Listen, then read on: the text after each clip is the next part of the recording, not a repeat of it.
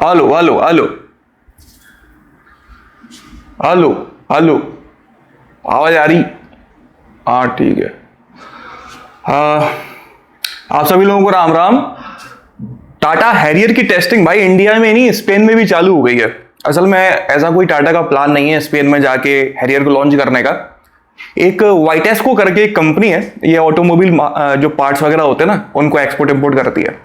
तो इस कंपनी ने इसको एक्सपोर्ट किया है और इसके पीछे का रीजन क्या है, जो WLT इमिशन सर्टिफिकेशंस हैं उससे रिलेटेड कुछ टेस्ट वगैरह करना है इनको। एग्जैक्टली पूरी कहानी तो मुझे भी पता नहीं है, पढ़ी लेकिन समझ में नहीं आई मेरे को भी। तो उसके चक्कर में इसको वहां पर भेजा गया है और जो मॉडल वहां पर भेजा गया है ना वो प्री फेसलिफ्टेड वर्जन है, मतलब कि फेसलिफ्टेड नहीं है, हालांकि उसे कैमोफ्लेज करके भी रखा गया है। तो भाई हो सकता है कि इंडिया में जो नेक्स्ट इमिशन नॉर्म्स अपडेट होने वाले हैं उसकी तैयारी टाटा ने शुरू कर दी है और वो पब्लिक को दिख गई। मारुति इन्विक्टो, इसकी बुकिंग्स शुरू हो गई है। 25,000 रुपए के टोकन अमाउंट से आप इसको बुक करा सकते हो। 5 जुलाई को यह गाड़ी लॉन्च होने वाली है। जिन लोगों को नहीं पता उनको बता दूं कि भाई ये इनोवा हाई क्रॉस ही है जो इन्विक्टो के नाम से मारुति के शोरूम पर आपको खड़ी मिल जाएगी।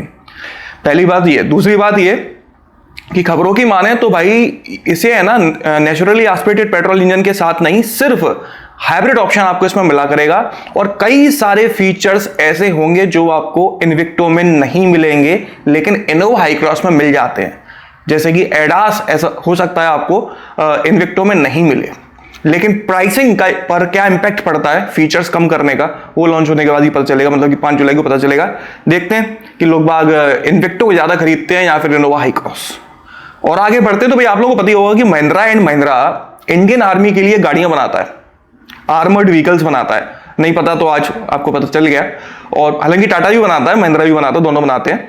तो महिंद्रा ने एक आर्मेडो करके आर्मर्ड व्हीकल बनाया है और उसकी डिलीवरीज इंडियन आर्मी पे शुरू हो गई हैं। इसमें कई सारे प्रोटेक्टिव फीचर्स हैं, जैसे कि बंदूक वगैरह बम वगैरह का जो असर है वो अंदर बैठे हुए पैसेंजर्स पर उतना नहीं आता जितना आमतौर पे एक गाड़ी में आ जाता है। और कई सारी चीजें हैं जिसका टायर है पंचर होने के बाद भी 50 किलोमीटर तक चल सकता है। और ऐसा नहीं है कि गाड़ी देखने में बहुत बड़ी सी दासू या सांडे जैसी दिख रही हो तो उसकी स्पीड कम होगी। इस गाड़ी की टॉप स्पीड है 120 किलोमीटर पर आवर और 0 to 60 किलोमीटर पर आवर की स्पीड को ये 12 सेकंड्स में अचीव कर सकती है। तो मतलब यार ऐसा नहीं भग सकती है, मतलब ये गाड़ी जरूरत पड़ी तो भग जाएगी। इसमें 3.2 लीटर का टर्बोचार्ज्ड डीजल इंजन मिलता है जो लगभग 215 bhp की पावर और 500 Nm का टॉर्क जनरेट करता है। इसमें आप 1000 किलोग्राम का वजन रख के भी चला सकते हो। और सबसे अच्छी बात और निराली बात पता है इस गाड़ी की क्या है कि लेफ्ट हैंड ड्राइव या फिर राइट हैंड ड्राइव जो आप चलाना चाहो वो चला सकते हो। मतलब आप चाहो तो गाड़ी के उल्टे साइड बैठ के गाड़ी चला सकते हो या फिर इंडियंस जैसे चलाते हैं राइट हैंड साइड वहां बैठ के चला सकते हो। ये दोनों स्विच कर सकती है। गजब। वैसे तो ये 6 सीटर वर्जन है लेकिन इसमें 8 सीटर तक इसे कॉन्फ़िगर किया जा सकता है। आगे बढ़ते हो तो भाई सेल्टॉस का फेसलिफ्ट काफी लंबे समय से हम सुन रहे हैं। 4 जुलाई को फाइनली इसका ग्लोबल डेब्यू होने वाला है और हो सकता है कि इस महीने के आखिर तक उसे लॉन्च भी कर दिया जाए। हालांकि कोई बहुत बड़ा डिफरेंस नहीं है डिजाइन को लेकर सेल्टॉस में। फीचर्स वगैरह में आपको मिलेगा, जैसे मेजर डिफरेंस जो कि एडास होगा, पैनोरामिक सनरूफ होगी और एक आध दो फीचर्स और है जो लॉन्च होने के बाद पता चलेंगे। डिजाइन में कोई बहुत मेजर डिफरेंस नहीं है। रेनो राफेल ये एक ब्रांड की फ्लैगशिप एसयूवी है और उसे ऑफिशियली रिवील कर दिया गया है। इसमें 1.2 लीटर 3 सिलेंडर पेट्रोल इंजन दिया गया है 2 इलेक्ट्रिक मोटर्स के साथ में, जिनका कंबाइंड आउटपुट है 194 bhp का। इंडिया ये अभी तो नहीं आने वाली, मतलब कोई न्यूज नहीं है। इंडिया में सबसे पहले नेक्स्ट जनरेशन डस्टर आएगी, उसके बाद देखेंगे। ये एक प्रीमियम एसयूवी है रेनो की। तो यहाँ पे रेनो की उतनी वो नहीं है वैल्यू ब्रांड की। हर किसी ब्रांड की इमेज होती है कि भाई ये 10 लाख तक की ब्रांड है, ये 20 लाख तक की ब्रांड है। तो रेनो की अगर कोई 25-30 लाख की गाड़ी लॉन्च हो भी जाती है ना तो उतना रिस्पॉन्स उसको मिलेगा नहीं। टाटा कर्व, आप लोगों ने इसका कंसेप्ट देखा ही होगा। तो अभी कुछ चीजें निकल कर आई हैं जिसमें ये पता चला है कि भाई टाटा कर्व का जो ऑटोमेटिक क्लाइमेट कंट्रोल का जो कंट्रोल पैनल का जो पैनल है ना वो टच स्क्रीन वाला होगा जैसा कि नेक्सॉन का है और उसमें एक सीएनजी का बटन भी है। तो मतलब कि कर्व को सीएनजी के साथ लॉन्च किया जा सकता है, ये न्यूज है भाई। लॉन्च होने के बाद ये क्रेटा जैसी गाड़ियों को कंपटीशन देगी। इसमें auto park assist, dual zone automatic climate control system जैसे फीचर्स इसमें मिलने वाले हैं। और सबसे अच्छी बात ये है कि ये पेट्रोल डीजल के साथ साथ इलेक्ट्रिक में भी लॉन्च की जाएगी। तो भाई जिसे जैसा खरीदना है वो खरीदो, और अब तो सीएनजी भी मिल रही है। अगले साल इस गाड़ी को लॉन्च किया जाएगा। तो अगर आप क्रेटा की सेगमेंट में कोई एक एसयूवी लेना चाह रहे हो आने वाले 1-1.5 साल में, तो कर्व आपके लिए बहुत बेहतर ऑप्शन साबित हो सकती है। बाकी लॉन्च होने के बाद की कहानी देखते हैं। कार्निवल को ऑफिशियली डिसकंटिन्यू कर दिया गया है, वेबसाइट्स वगैरह हर जगह से हटा दिया गया। ये न्यूज हालांकि मैं बहुत पहले भी आपको दे चुका हूं, लेकिन तब ऑफिशियली नहीं हुई थी, वो ऑफिशियली हो चुकी है। जो डीलर्स हैं उनको ये बात बहुत पहले से पता थी, तो उन्होंने बुकिंग्स लेना भी बंद कर दी थी मार्च अप्रैल से, ठीक है। जो कुछ यूनिट्स बची रह गई थी ना, उन यूनिट्स को सप्लाई की जा रहा था जो भी इंटरेस्टेड थे उसको खरीदने में। तो कार्निवल की नेक्स्ट जनरेशन जो होगी वो हो सकता है 2025 तक इंडियन मार्केट में लॉन्च की जाए, लेकिन हाल फिलहाल तो कार्निवल बंद कर दी है। इसको बेचने की बहुत कोशिश की किया वालों ने यार, मतलब किया वालों ने तो ये तक ऑफर दे दिया कि भाई आप ये गाड़ी खरीद के ले जाओ, अगर पसंद ना आए ना तो 1 महीने में वापस कर देना। 80 से 90% कुछ पैसा वापस भी कर रहे थे वो लोग 1 महीने चलाने के अंदर अंदर, अगर आप वापस कर रहे हो तो। ये मतलब इतना करने के बाद भी कार्निवल को लोगों ने नहीं खरीदा यार। चलो जो भी है, सफारी का जो फेसलिफ्ट है उसके इंटीरियर को देखा गया है। उसमें आप इमेजेस में आप देख सकते हो कुछ चीजें, जैसे कि जो टाटा कर्व की स्टीयरिंग है वैसी इसमें डुअल स्पोक स्टीयरिंग जो है वो मिलने वाली है। डुअल स्क्रीन इसमें मिल सकती हैं, बड़ी टच स्क्रीन इसमें आपको मिलने वाली है, और भी कई सारी नई फीचर्स इसमें मिलेंगे। एडास मिलने वाला है। लॉन्च होने के बाद एग्जैक्ट कहानी पता पड़ेगी। भाई स्कॉर्पियो एन और एक्सयूवी 700, इन दोनों गाड़ियों की वेटिंग बहुत लंबी है, 1.5 साल 2 साल, आप लोगों को पता ही है। थार की भी वेटिंग काफी तगड़ी है। महिंद्रा ने अभी आके तीनों गाड़ियों की वेटिंग पीरियड को थोड़ा थोड़ा कम कर दिया है, ठीक है। जैसे कि स्कॉर्पियो एन का जो सबसे कम वेटिंग पीरियड है वो है 2 से 3 महीने का। अगर आप पेट्रोल में Z8L ऑटोमेटिक खरीदना चाहते हो तो 2 से 3 महीने में आपको मिल जाएगी। और सबसे ज्यादा वेटिंग पीरियड जो है स्कॉर्पियो एन का वो है Z8 पेट्रोल और डीजल दोनों में ही 12 से 13 महीने का। तो मतलब वेटिंग पीरियड कम होने के बाद भी 1 साल टच कर रही है अभी भी। एक्सयूवी 700 में सबसे कम वेटिंग पीरियड है MX और AX3 का, चाहे पेट्रोल लो या डीजल लो, 4 महीने तक का वेटिंग पीरियड इसमें मैक्सिमम मिल रहा है। अलग अलग डीलर अलग कहानी बताते हैं। AX7L पेट्रोल या डीजल में 9 महीने तक का वेटिंग पीरियड है, ये मैक्सिमम है एक्सयूवी 700 के साथ में। तो भाई ये कहानी अभी चल रही है, मतलब 3-4 महीने का लगभग डिफरेंस आ गया है वेटिंग पीरियड में। हो सकता है 3-4 महीने बाद और डिफरेंस आ जाए। तो महिंद्रा कोशिश कर रहा है डिलीवरीज जल्दी से जल्दी देने में। थार का भी वेटिंग पीरियड कम हुआ है, आप जाके पता कर सकते हैं एक्जैक्टली कितना हुआ, उसकी नॉलेज मेरे को नहीं है। भाई टोयोटा वालों ने वेलफेयर को रिवील कर दिया है। इसमें 6 पैसेंजर्स तक बैठ सकते हैं। काफी प्रीमियम सोफादार एसयूवी है, सॉरी एमयूवी है। सबसे पहले इसे जापान में बेचा जाएगा, इंडिया कब तक आती है नहीं पता। और पेट्रोल हाइब्रिड में मिल रही है ये। 2 इंजन ऑप्शन इसमें दिए गए हैं, 2.4 और 2.5। इसकी सनरूफ बड़ी निराली है, मतलब आप देख सकते हो कि बीच में जो है ना छत पे एक पैनल दिया गया है, उसमें एम्बियंट लाइटिंग वगैरह है, कंट्रोल्स वगैरह आएंगे, और पैनल के दोनों साइड सनरूफ है। मतलब अगर इधर बैठे हुए पैसेंजर सिर्फ सनरूफ देखना चाहते हैं तो अपनी सनरूफ खोल लें, इधर बैठे देखना चाहते हैं तो अपनी सनरूफ खोल लें। एक ही गाड़ी में 2 सनरूफ दिए गए हैं, 2 पैनल दिए गए हैं सनरूफ के। भाई मतलब ये सब तो ठीक है, पर मैं सोच रहा हूँ जैसे गाड़ी का रोल ओवर एक्सीडेंट हो गया, गाड़ी पलट गई, तो वो ऊपर वाली तो सेफ्टी बिल्कुल मिल ही नहीं रही। आपने पूरा पैनल कांच का बना दिया, बीच में भी वो लगा पड़ा है, सेफ्टी का क्या होगा? ये अपने आप में एक बड़ा नेगेटिव कभी कभी लगता है मुझे जिन गाड़ियों में पैनोरामिक सनरूफ मिलती है, कि इनकेस कभी गाड़ी पलटती है तो जो रूफ सेफ्टी देती है जिस लेवल की, वो पैनोरामिक सनरूफ वाली रूफ कैसे दे पाएगी? और इसमें तो 2 है। खैर अपन इतने अमीर है भी नहीं वेलफेयर खरीद पाए, तो अपन इस बात पर दिमाग नहीं लगाएंगे। Mercedes AMG SL 55 2.35 crore rupees में लॉन्च कर दी गई है। 2+2 सीटर ये गाड़ी हैगी। और भाई लॉन्च होने के पहले ही इस साल में जितनी भी ये लोग प्रोवाइड करने वाले थे वो सब सोल्ड आउट हो गई है। मतलब अगर आप इसे अभी खरीदना भी चाहते हो ना तो अगले साल मिलेगी। इस साल के लिए टोटल सोल्ड आउट है।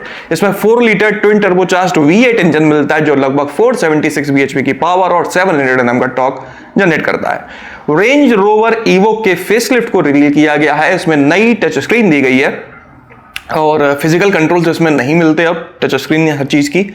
और इलेक्ट्रिक रेंज भी इसकी जो है ना वो इंप्रूव कर दी है। मेरा ये मानना है ना कि भाई फिजिकल कंट्रोल्स टच स्क्रीन से बेहतर होते हैं। ये मेरी पर्सनल आदत है, पर्सनल सोच है, हो सकता है आपको अलग लगता हो। जैसे अगर मैं गाड़ी चला रहा हूँ और टच स्क्रीन है तो मुझे एक ना एक बार देखना ही पड़ता है कि कहाँ मैं टच कर रहा हूँ। लेकिन अगर फिजिकल कंट्रोल होता है ना तो मेरे को इतनी आदत पड़ चुकी होती है, मैं बिना देखे उसको मैनेज कर सकता हूँ। तो भाई मुझे फिजिकल कंट्रोल्स ज़्यादा कंपेटेबल लगते हैं मेरे साथ। हो सकता है आपको टच ज़्यादा बेहतर लगता हो, टच देखने में यूज़ करने में प्रीमियम आपको फील दे सकता है। लेकिन आपका ध्यान भटक जाता है। बगल में बैठा हुआ बंदा मैनेज कर रहा है, अलग बात हो गई। अगर आप मैनेज कर रहे हो तो आपको ध्यान वहां देना ही पड़ेगा। और कई बार टच में एक बार में काम होता भी नहीं है, 2-2 3-3 बार टच करना पड़ता है। और अगर आप रास्ते में खाना पीना खा रहे हो, समोसे वमोसे तोड़ लिए रास्ते में, तो तेल फेल लग जाता है। वो टच में तेल लग गया तो 3-4 बार कुछ करते रहो, तब जाके वो काम करता है। अब हाई क्वालिटी का लोगे तो उतना होना भी चाहिए। हाँ भाई, हाँ यहाँ तक आ गए थे। नेक्स्ट जनरेशन हुंडई सेंटा फी, इसकी टेस्टिंग चालू है। इंडिया ये नहीं आने वाली, सिर्फ आंखें सेक लो भाई। इस क्या कहते हैं उसको, अरे जो दिल्ली में होता है ऑटो एक्सपो में अभी एक मारुति सुजुकी ने EVX इलेक्ट्रिक व्हीकल SUV को, असल में उसके कंसेप्ट को रिवील किया था। उसकी टेस्टिंग चालू कर दी गई है, लेकिन इंडिया में नहीं, पोलैंड में। मतलब यार तुम जापान में ही कर लेते, पोलैंड में जाके इसकी टेस्टिंग चालू हुई है। आप देख सकते हो गोरी गोरी चमड़ी वाले हाथ दिख रहे होंगे आपको, टैटू वैटू वाले। तो भाई ये इंडिया की फोटो तो नहीं है। और इसे भी मारुति और टोयोटा वाले मिलकर बना रहे हैं। जिस तरह से मारुति टोयोटा वाले एक ही गाड़ी को 2 बार लॉन्च करते ना, टोयोटा का अलग मारुति का अलग, उसी तरह से ये भी होगा। इसे भी मारुति और टोयोटा अलग अलग लॉन्च करेंगे। इसमें 2 तरह के बैटरी ऑप्शंस मिलेंगे, जो अलग अलग रेंज, अलग अलग पावर क्लेम किया करेंगी। और ये सिर्फ मेड इन इंडिया होगी। हो सकता है इसे, मतलब इंडिया में बनाकर ही इसे दूसरी जगह भेजा जाएगा, ओनली मेड इन इंडिया। लेकिन टेस्टिंग वहां चल रही है भाई, पोलैंड में। हाँ, 10 जुलाई को हुंडई एक्स्टर लॉन्च होने वाली है, और लॉन्च होने के पहले इसका प्रोडक्शन चालू हो चुका है। 11,000 रुपए के टोकन अमाउंट से आप इसको बुक करा सकते हो। और आगे बढ़ते हैं तो भाई 5 डोर थार का ग्लोबल डेब्यू होने वाला है 15 अगस्त को। 15 अगस्त इंडिपेंडेंस डे। महिंद्रा वाले ज्यादातर इंडिपेंडेंस डे पे कुछ ना कुछ करते हैं, गाड़ी का रिवील हो गया, लॉन्च हो गया, जो भी हो गया। लेकिन मुझे ये बता दो भाई, 15 अगस्त हमारे लिए 15 अगस्त है ना, तो इंडिया में करते हैं ना उसको रिवील। आप साउथ अफ्रीका में जाके थार का ग्लोबल अनवील कर रहे हो 15 अगस्त को, ये क्या बात हुई? अगले साल इसे लॉन्च किया जाएगा, इंडिया में ही करते ना भाई, वहां क्यों जा रहे हो? टोयोटा सेंचुरी असल में एक सेडान्स की सेगमेंट है, टोयोटा की सेडान्स की सेगमेंट है। उसमें एक नई SUV लॉन्च होने वाली है, इसका नाम भी सेंचुरी होगा। 2023 के लास्ट में इसका डेब्यू किया जाएगा। ये लैंड क्रूजर से भी ज्यादा महंगी होगी, और इंडिया नहीं आने वाली, ये लैंड क्रूजर से ज्यादा महंगी है, इसलिए मैंने ये न्यूज बता दी आपको। बस भाई एक खबर आई है, और ऐसा पहली बार नहीं हुआ है, कई बार मैंने तो देखा है, आप लोगों ने भी देखा ही होगा शायद, कि गाड़ी का कई बार एक्सीडेंट हो जाता है लेकिन उसके एयरबैग नहीं खुलते, क्योंकि एयरबैग के सेंसर्स गाड़ी के चारों तरफ नहीं लगे होते हैं, कुछ कुछ पॉइंट पर लगे होते हैं। अगर वो पॉइंट जब तक कंप्रेस नहीं होगा, जब तक वहां पर टच नहीं होगा, तब तक एयरबैग एक्टिवेट नहीं होंगे। आप सीट बेल्ट लगाए हो नहीं लगाए हो, उससे कोई फर्क नहीं पड़ता। ये एक मिथ है कि हम सीट बेल्ट लगाए हैं तो एयरबैग खुलेगा ही खुलेगा।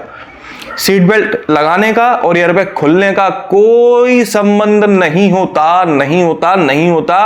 मैं चिक के रह गया, पर भी लोग पता नहीं क्यों लगे रहते हैं। वो सिर्फ इसलिए लगाई जाती है सीट बेल्ट, क्योंकि एयरबैग खुलने का जो डिसएडवांटेज होता है, मतलब एडवांटेज तो है ही, उसके खुलकर हमारी जान बचती है, लेकिन अगर सीट बेल्ट नहीं लगाए गए होंगे तो अब यहां से आपकी बॉडी जाएगी और सामने से एयरबैग आएगा। तो दोनों इतनी फास्ट होती हैं चीजें कि आप वही एयरबैग आपकी जान भी ले लेगा अगर सीट बेल्ट नहीं लगाए होगे तो। इसलिए सीट बेल्ट लगाना जरूरी होता है। ये कोई कंसेप्ट नहीं है सीट बेल्ट नहीं तो एयरबैग नहीं। अब बात क्या हुई है वो देख लो भाई। स्कॉर्पियो एन थी, टॉप मॉडल था उसका, Z8, ठीक है। ड्राइवर चला रहा था, नींद लग गई, गाड़ी आउट ऑफ कंट्रोल हो गई, पेड़ में जाके वरना टक्कर दे दी, बिल्कुल आगे से, सामने से गाड़ी, मतलब बीच में से टक्कर दे दी, गाड़ी आगे से ऐसे हो गई, ऐसे हो गई, ठीक। फोटोज में आप देख पा रहे होगे। और ऐसा नहीं है सिर्फ आगे डैमेज हुआ है, बगल में, पीछे, सब जगह आपको गाड़ी में डैमेज दिखा रहा है, ठीक है। अंदर जो भी पैसेंजर्स बैठे हुए थे, अच्छी बात ये रही कि सभी लोग शाकुशल हैं, लेकिन एक बच्ची है जो क्रिटिकल बताई जा रही है। उम्मीद करता हूं कि उसको कुछ ना हो। अब बात यह है कि इतना एक्सीडेंट हुआ, एक मेजर एक्सीडेंट है। पिक्स में आप देख सकते हो गाड़ी बिल्कुल खत्म हो चुकी है। उसके बाद भी 6 एयरबैग्स में से एक सिंगल एयरबैग नहीं ओपन हुआ।